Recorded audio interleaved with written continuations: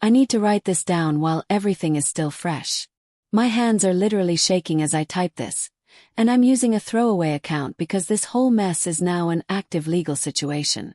What happened today sounds completely crazy, like something from a movie, but every single word is true. I wish it wasn't. For the past 3 years, I've worked at a mid-sized logistics company. It's not a bad job, honestly. The pay is decent, the benefits are okay, and most of my coworkers are good people. We move freight, coordinate shipments, and deal with all the behind-the-scenes work that keeps products moving across the country. The problem has always been my boss, Gary. If you've ever worked for someone who thinks they own you just because they sign your paycheck, you know exactly what I'm dealing with.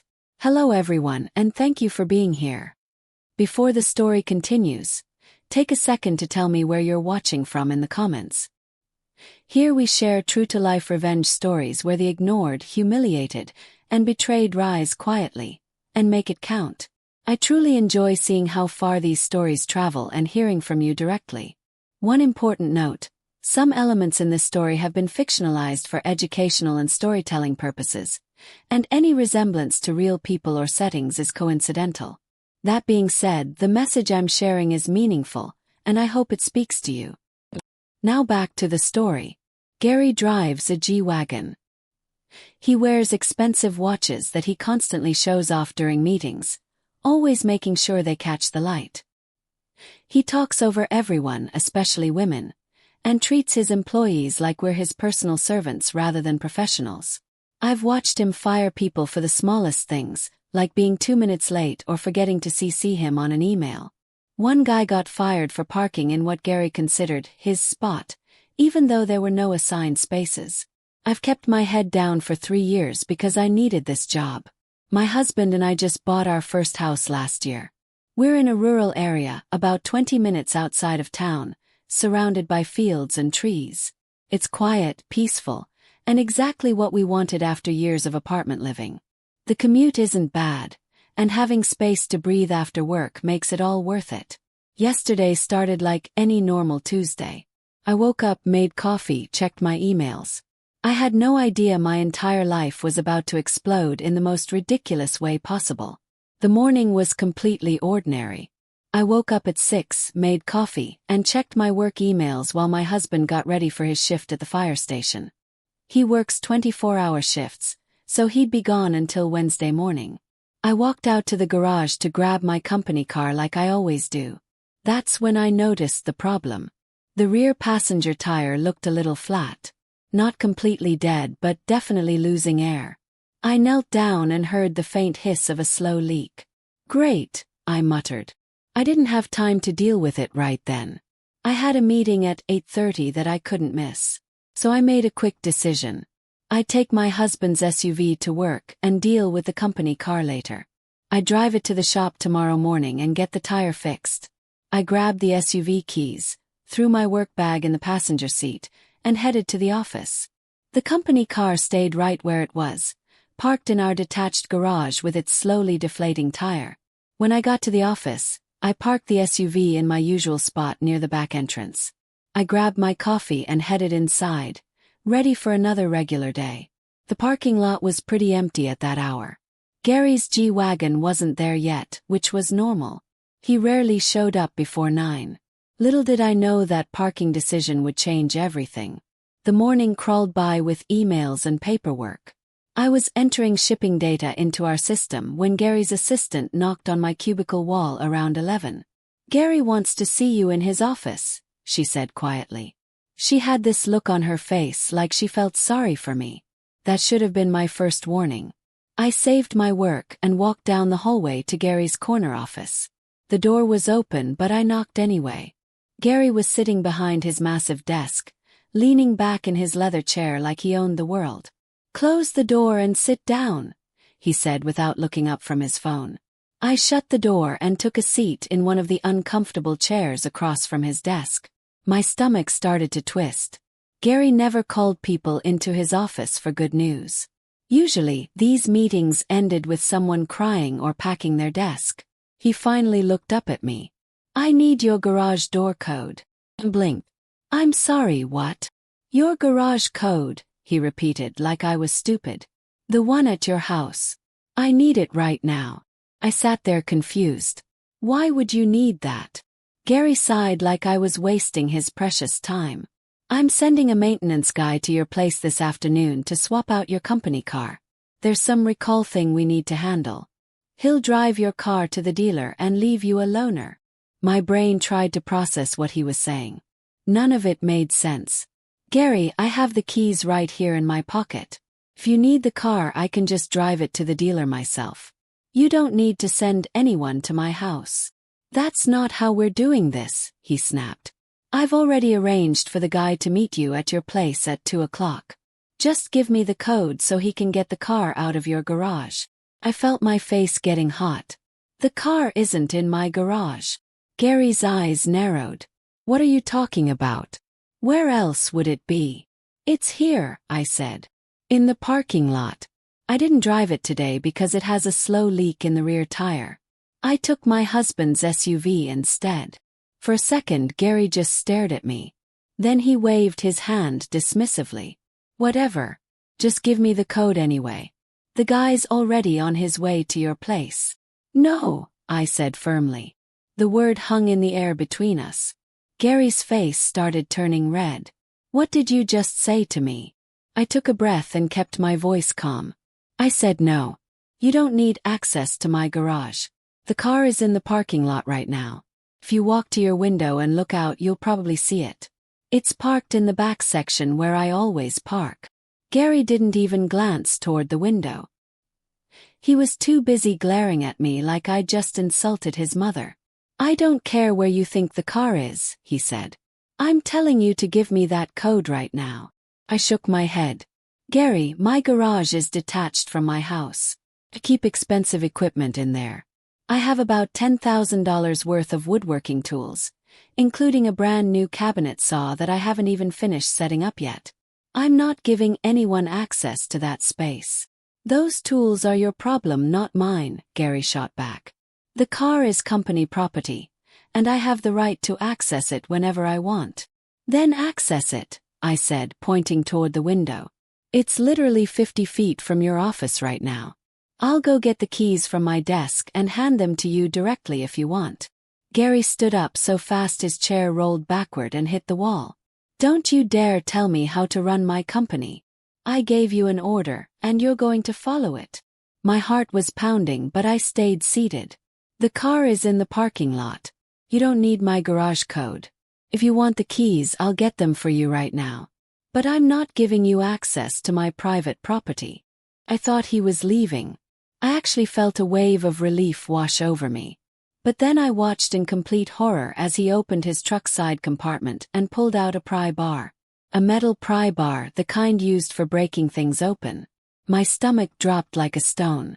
What was he doing? What was he planning to do with that? The driver walked around my house toward the side. Toward my detached garage. Toward the side door I'd just walked through minutes ago. The door that led to $10,000 of my personal property. I watched through the window as the tow truck driver approached my garage. He tried the handle on the side door, found it locked, and then actually positioned the pry bar against the doorframe. He was going to break into my garage. My mind went blank for a second. Then pure rage took over. This was my property. My home. And this guy was literally trying to break in right in front of my security camera. I pulled out my phone and immediately dialed 911. 911, what's your emergency? Someone is trying to break into my garage right now, I said, trying to keep my voice steady. I'm watching him on my security camera. He has a pry bar and he's trying to force open my door. Are you inside the residence? The dispatcher asked. Yes, I'm in the garage.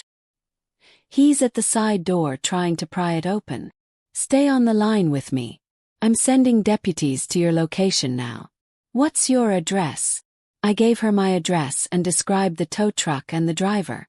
The dispatcher kept me on the phone, asking questions about whether I knew this person or why he might be there.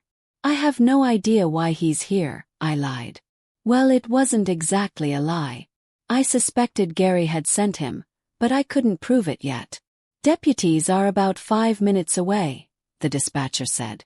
Stay inside and away from the doors. Do not confront this person. I stayed on the line with the dispatcher, watching through the small window as the tow driver worked the pry bar into the doorframe. I could hear him grunting with effort. The wood started to crack and splinter. He's actively breaking the door, I told the dispatcher.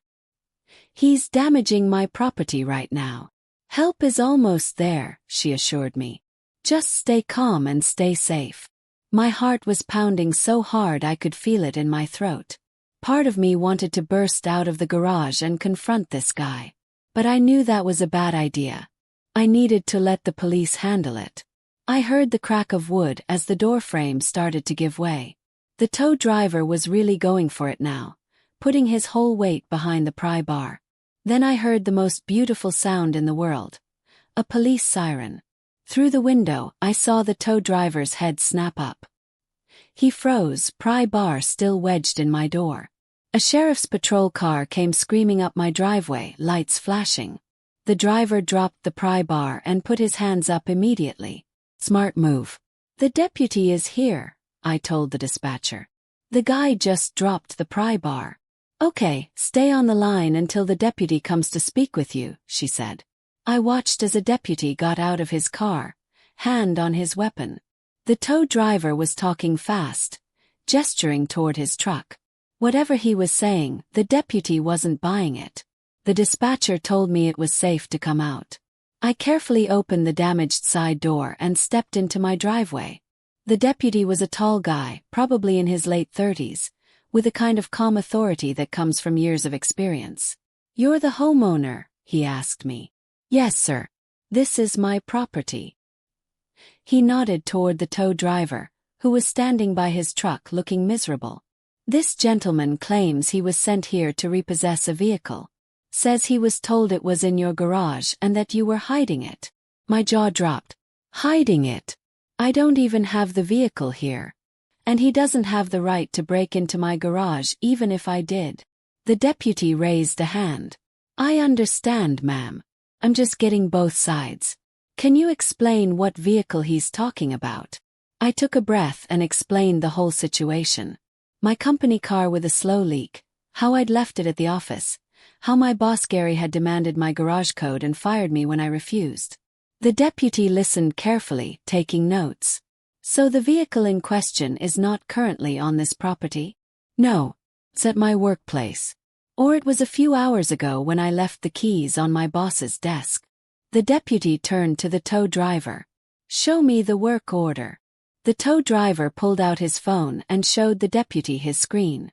I couldn't see exactly what it said, but the deputy's expression changed as he read it.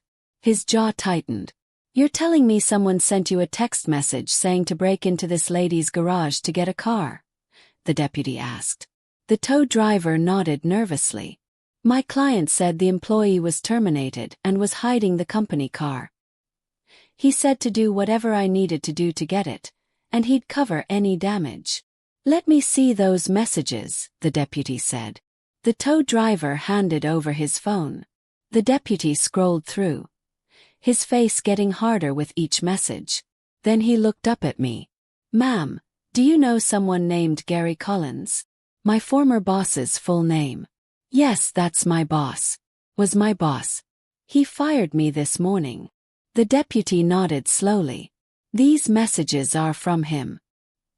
He's instructing this driver to break into your garage to retrieve a vehicle. He specifically says, and I quote, employee terminated and is hiding the car in the garage. Do what you have to do to get it, I'll cover the door. Fury burned through me. Gary had actually done this. He'd actually sent someone to break into my home. The deputy looked at the tow driver. Sir, you realize you were about to commit burglary? The tow driver went pale. I was just following orders. He said it was his company car. The deputy wasn't sympathetic. Following orders doesn't give you the right to break into someone's home. That's still burglary, whether your client authorized it or not. The tow driver looked like he was going to be sick. Look, I'm sorry. I didn't know. He's a regular client. I've done repo work for him before. He said this was the same thing. This is not the same thing, the deputy said firmly. You can't break into someone's garage without a court order, even for a legal repossession. And in this case, we don't even know if there's a vehicle here to repossess. He turned back to me. Ma'am, is there a company vehicle on your property right now? No, sir. Just my husband's SUV, which is in the driveway, and my personal sedan, which is in the garage. The company car is at my workplace. The deputy looked at the tow driver. You were about to break into this woman's garage for a car that isn't even here. Based on text messages from someone making false claims. I swear I didn't know, the tow driver said desperately. I'm going to need you to stay right here, the deputy told him. Then he turned to me. I need to verify some information. You said the car is at your workplace. What's the address?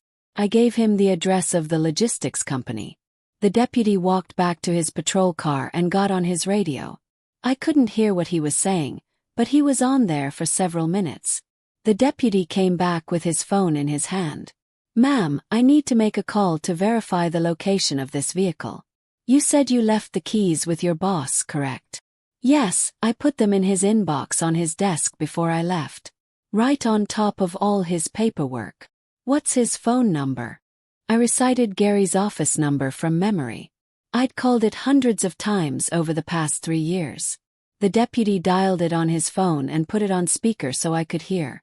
Gary answered on the second ring. This is Gary. His voice had that same arrogant tone he always used. Mr. Collins, this is Deputy Anderson with the county sheriff's office.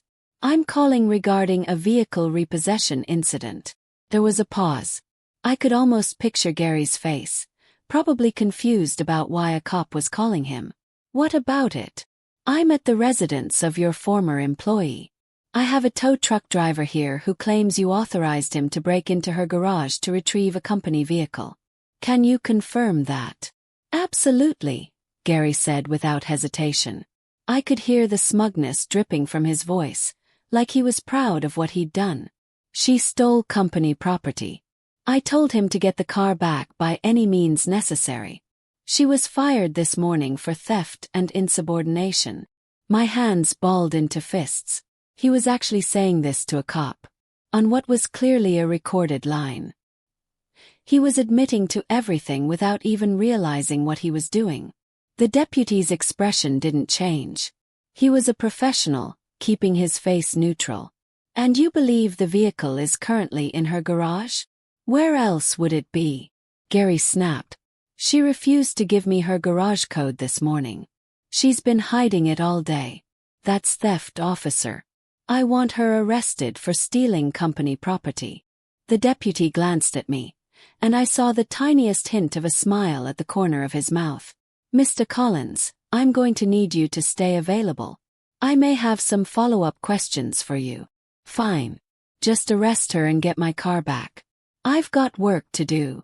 The deputy hung up. The silence that followed was deafening. The deputy hung up and looked at me. Ma'am, I'm going to drive to your workplace and verify the location of this vehicle. If it's where you say it is, we're going to have a very different conversation with Mr. Collins.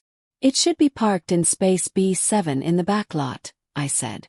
Rear passenger tire has a slow leak. The deputy nodded. I'll be back shortly. In the meantime, I need you both to stay here. He looked at the tow driver. Don't even think about leaving. I won't, the tow driver said miserably. The deputy got in his patrol car and drove off.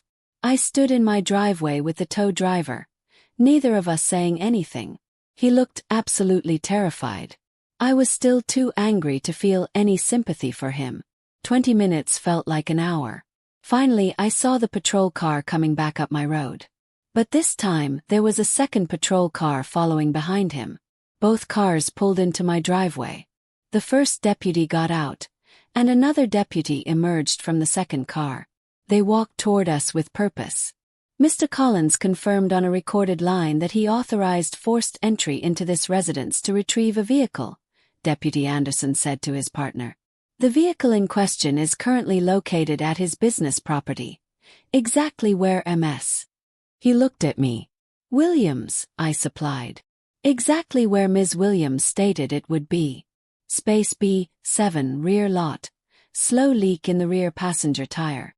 The second deputy whistled low. False police report and attempted burglary. That's not going to be a good day for him.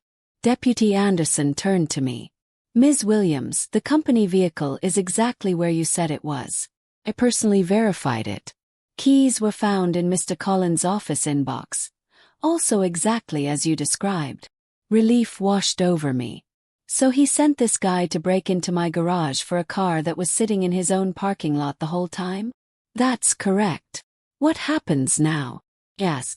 The deputy looked at his partner, then back at me. We're going to go have a conversation with Mr. Collins. He made several false statements to law enforcement, and he solicited burglary of your property. Those are criminal offenses. The tow driver spoke up. What about me? Deputy Anderson turned to him. You attempted to commit burglary based on false information. However, given that you immediately cooperated and provided evidence, I'm going to let you go with a warning. But I'm keeping screenshots of those messages, and if we need you to testify, you will show up. Understand? Yes, sir. Absolutely. Get your truck out of here and don't take any more jobs from Mr. Collins. The tow driver practically ran to his truck. He was backing out of my driveway before the deputies finished talking to me. Deputy Anderson looked at the damaged door frame. You'll want to document this damage for any civil claims you might file. I'll include it in my report as well. Thank you, I said, still processing everything. The deputies left to go arrest Gary. I stood in my driveway, staring at my damaged garage door, trying to wrap my head around what had just happened. Gary had actually done it. He'd actually sent someone to break into my home. He'd lied to the police. He'd authorized property damage. And he'd done it all for a car that was parked at his own business. The arrogance was staggering. The sheer stupidity of it all was almost funny. Almost. I went inside and called my husband again. This time I had a much more interesting story to tell. He did what? My husband practically shouted into the phone. He sent a tow truck driver to break into our garage. The guy actually had a pry bar in the door when the deputy showed up. And the car was at the office the whole time. In the parking lot, exactly where I told Gary it was. The deputy just confirmed it. My husband was silent for a moment. Then he laughed. It was a real laugh this time. So he just committed multiple crimes because he was too stubborn to look out his window. Basically, yes. That's incredible. That's the dumbest thing I've ever heard. We talked for a few more minutes before he had to get back to work. After we hung up, I sat down and tried to process my emotions. I was angry. I was relieved. I was also slightly terrified about what came next. About an hour later, my phone rang. It was Deputy Anderson. My heart started pounding again as I answered. Ms. Williams, I wanted to update you on the situation. We've just arrested Mr. Collins at his place of business. You arrested him? I asked, even though I'd been expecting it. Hearing it out loud made it real. Yes, ma'am. He's being charged with filing a false police report and solicitation to commit burglary. He also picked up an additional charge for obstruction. Obstruction? I asked, confused. What did he do? I could hear the tiredness in the deputy's voice, like he'd just dealt with something incredibly frustrating. When we arrived to arrest him, he became difficult. He refused to cooperate, started screaming about his rights and how we couldn't arrest him because he was a business owner. He claimed we had no authority over him. When we attempted to detain him, he physically resisted. He tried to pull away from us and even shoved one of my fellow officers.